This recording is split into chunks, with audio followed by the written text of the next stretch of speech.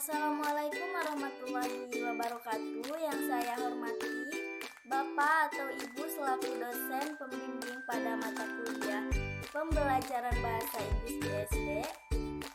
Teman-teman yang saya banggakan, saya Mita Topipa selaku moderator akan memimpin jalannya diskusi pada hari ini.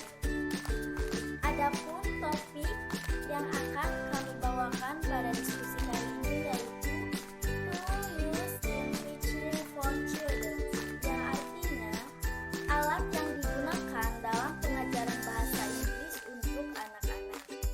Sebelumnya saya akan memperkenalkan anggota dari kelompok 9. Ada Dinar Makia, saya sendiri Mita Topipa, Siti Sophia, dan Pena Septianti. Baik, selanjutnya penyampaian materi akan dibawakan oleh Pena Septianti. Dalam proses mengajar bahasa Inggris kepada pelajar muda atau siswa SD, terdapat 3 poin yang harus diperhatikan, yaitu sebagai berikut.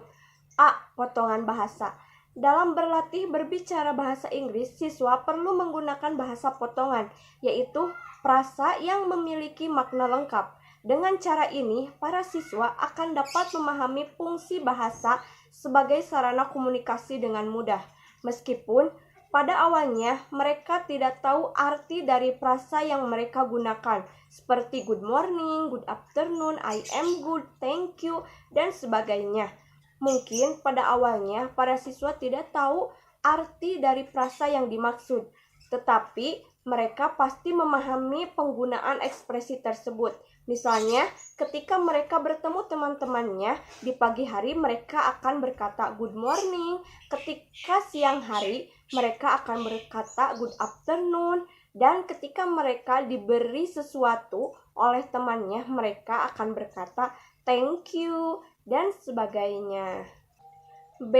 Penggunaan media. Menggunakan media sebagai sarana mengajar bahasa Inggris kepada siswa SD akan membantu guru menciptakan dalam situasi kelas agar lebih hidup. Media juga membantu guru untuk membuat materi dan membantu siswa memahami materi yang diberikan. Kita dapat menggunakan flashcard, gambar, berbagai objek, dan realita untuk membuat ruang kelas menjadi hidup dan menyerupai lebih dekat dengan dunia luar. Penggunaan alat-alat ini dapat membebaskan guru untuk menjadi pengamat dan fasilitator, serta membebaskan anak-anak untuk belajar menggunakan bahasa dan belajar untuk memahaminya. C. Kegiatan berbasis topik. Kegiatan berbasis topik disebut juga dengan pendekatan topik menurut Hudson 1991.258 atau pekerjaan berbasis topik menurut Krashen 1983.284.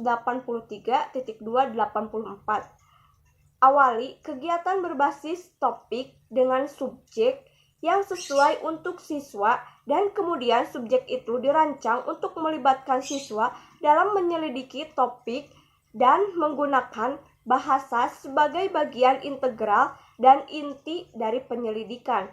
Pendekatan topik diawali dengan subjek yang relevan atau minat peserta didik, dan kemudian merancang kegiatan untuk peserta didik yang akan melibatkan mereka dalam menyelidiki topik itu dan menggunakan bahasa sebagai bagian integral dan sentral dari penyelidikan itu.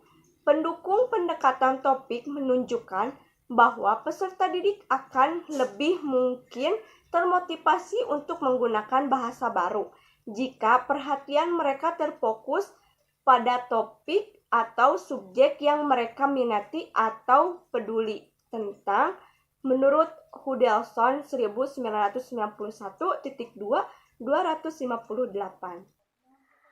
Terima kasih kepada Saudari Pena Septianti.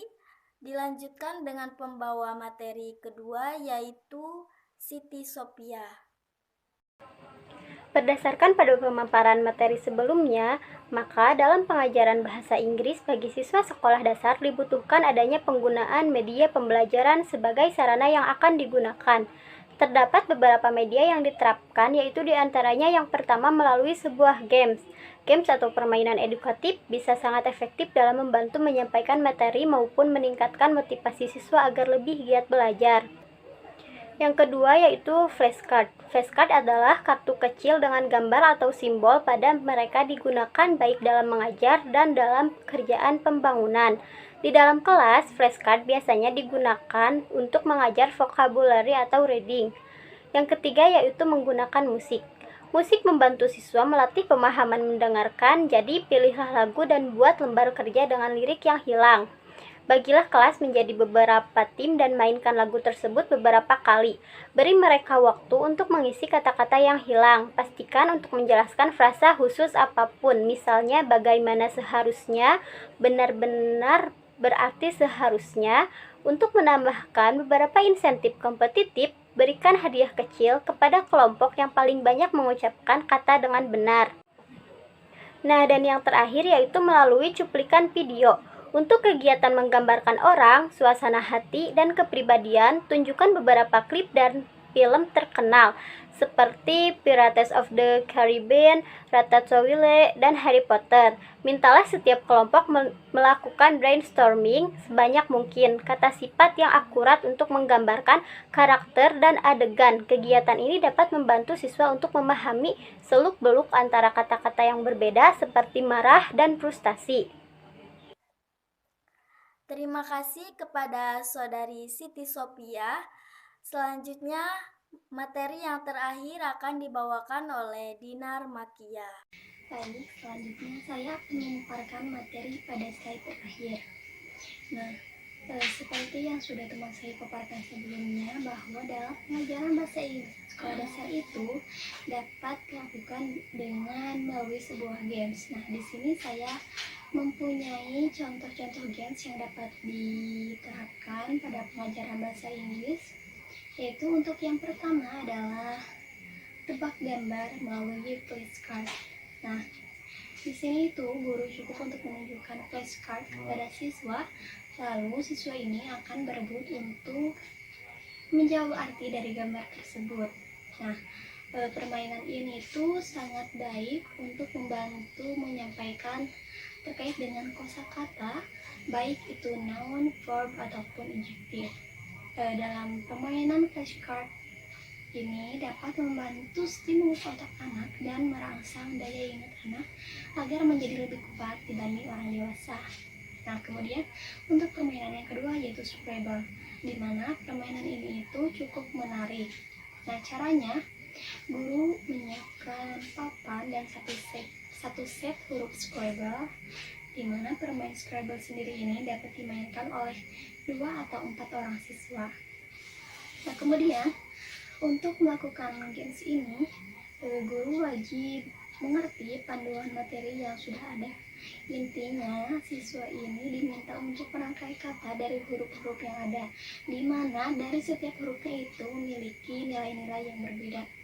Nah, akan sangat seru jika peserta dari permainan ini adalah siswa dengan kemampuan pemahaman kosakata yang cukup baik. Nah, kemudian untuk games yang ketiga yaitu Last Man Standing, di mana cara melakukannya itu yang pertama, guru meminta siswa untuk membuat sebuah lingkaran. Nah, di mana satu orang siswa diberi sebuah bola, dan bola itu akan dilemparkan kepada teman yang lainnya.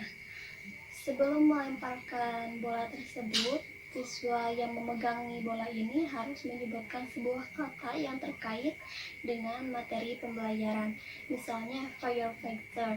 Nah, siswa yang mendapatkan lemparan bola tersebut harus mengucapkan satu buah kata yang berkaitan dengan kata tersebut. Nah, untuk siswa yang setelah menjawabnya, maka siswa tersebut harus duduk. Kemudian siswa yang berdiri terakhir itu merupakan siswa yang memenangkan permainan tersebut. Nah, kemudian yang keempat ada permainan charts atau tebak-tebakan, di mana dalam permainan ini guru membagi siswa menjadi beberapa tim. Nah, setiap timnya ini akan mengirimkan seseorang untuk maju ke depan kelas. Siswa pilihan itu diberi sebuah kata untuk diperagakan. Kemudian siswa yang lainnya harus menjawab kira-kira gerakan hewan apa atau benda apa yang sedang diperagakan oleh temannya di depan kelas.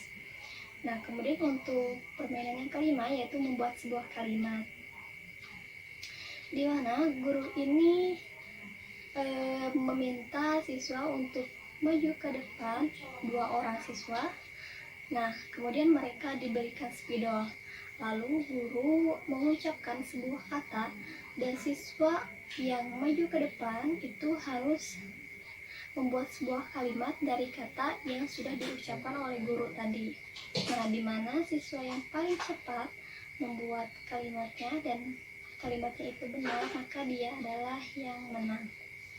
Nah, dalam melakukan games ini, siswa yang dapat ikut serta yaitu siswa yang berada di kelas tinggi, yaitu kelas 4, 5, dan 6.